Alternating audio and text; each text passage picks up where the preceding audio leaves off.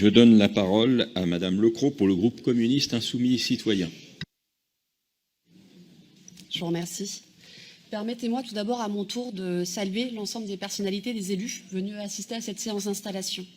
Je tiens particulièrement à saluer au nom du groupe communiste insoumis et citoyen la présence de Stéphane Peu, député communiste du département, Patrice Bessac, président de Est Ensemble et maire de Montreuil, Bernard Labbé, ancien conseiller régional, et encore Gilles Garnier qui a siégé il y a encore quelques années à ma place.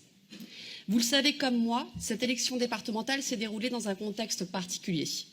Dans un contexte de crise sanitaire et sociale historique et dont les habitants et les habitantes de la Seine-Saint-Denis sont parmi les premières victimes.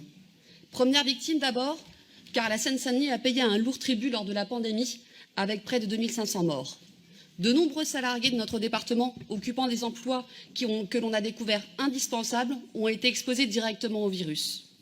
Première victime ensuite, car aujourd'hui encore, la Seine-Saint-Denis demeure le département le plus jeune de France. Une jeunesse qui est touchée de plein fouet par la crise sociale actuelle.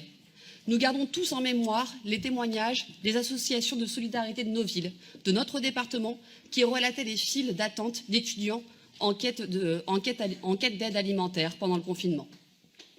Première victime également, due à la précarité dans laquelle vivent un nombre important des habitantes et habitants de notre territoire. Et la crise continue d'aggraver la situation de ces familles, faisant ainsi croître le nombre d'allocataires du RSA, tout comme le nombre de personnes vivant sous le seuil de pauvreté, jusqu'à atteindre des records dans l'Hexagone. Nous sommes victimes de cet accroissement de la précarité et de la pauvreté, alors que notre territoire, ses habitants, sont les premiers créateurs de richesses en Île-de-France. Ici, plus qu'ailleurs, nous créons les richesses, tout en subissant les inégalités et les discriminations. Cette crise, cette situation paradoxale, donne un rôle tout particulier à notre Assemblée et aux politiques que, comme élus, nous allons mettre en œuvre durant les 6 prochaines années. Cette Assemblée dont la mission première est de faire vivre la solidarité au travers de ses missions d'action sociale et que les gouvernements successifs de ces dernières années n'ont cessé de vouloir supprimer. Cette Assemblée qui a choisi durant les 6 dernières années de mettre au cœur de ses politiques la justice sociale et la transition écologique. Cette Assemblée qui a choisi de donner force à la solidarité durant le confinement avec la distribution de 3 500 repas par jour, la mise en place d'un plan d'été solidaire qui sera prolongé à l'occasion de la période estivale 2021, ou encore la mise en place d'une aide exceptionnelle en 2020 à destination des familles pour les loyers impayés. Cette Assemblée qui, pour lutter face à la pandémie, a déployé un plan d'accès à la vaccination dans de nombreuses villes du département, avec des salles de vaccination ou encore avec le bus de vaccination.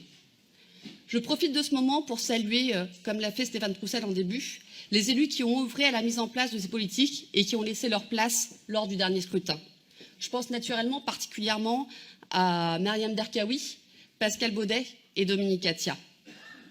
À l'occasion de ce nouveau mandat, notre groupe se fixe 2 objectifs principaux. Le premier est de poursuivre les politiques engagées pour répondre à l'urgence dans laquelle se trouvent les habitantes et les habitants de notre département. Le second est celui de redonner du sens à la gauche, de redonner à la gauche ses valeurs transformatrices. Nous sommes heureux que la gauche, qui gère le département depuis sa création, ait à nouveau reçu la confiance des Séquagno-Denysiens et sorte renforcée de ce scrutin. Cependant, la forte abstention que nous avons connue à l'occasion de ce scrutin nous pousse collectivement à aborder les résultats, chacun d'entre nous, avec humilité. Cette abstention pousse chaque élu local de gauche que nous sommes à réagir pour ouvrir un espoir, une perspective de changement, à réinventer la gauche afin qu'elle soit porteuse de politiques innovantes, de politiques de transformation sociale, économique et écologique, capables de répondre aux défis du XXIe siècle, capables de répondre à la crise démocratique que nous connaissons. C'est dans ce sens que les élus communistes, insoumis et citoyens de notre groupe portent l'exigence d'une mutuelle départementale afin de faire de la santé un droit en rendant accessible le remboursement des soins à tous. Qu'ils agiront pour lutter contre la fracture numérique, qu'ils développeront un bus d'accès aux droits des femmes pour informer et lutter contre les violences, qu'ils soutiendront la création d'un observatoire des discriminations racistes pour mieux savoir afin de mieux agir, ou encore qu'ils permettront l'expérimentation du RSA dès 18 ans pour l'égalité des droits et lutter contre la précarité des jeunes. Pour finir, afin de ne pas être trop longue, permettez-moi juste un mot personnel. Comme nouvelle conseillère départementale, je souhaite agir pour que le beau, le bien et la qualité deviennent la norme et qu'ils profitent à tous. Notre territoire, notre département, va connaître de grandes transformations dans les prochaines années. Et il va falloir tout le courage des élus de gauche que nous sommes pour qu'elle ne soit pas subie, mais choisie pour le bien de tous. Faire du département un territoire accueillant, populaire, riche de ses différences, un territoire pour toutes et tous, voilà notre ambition dans cette majorité.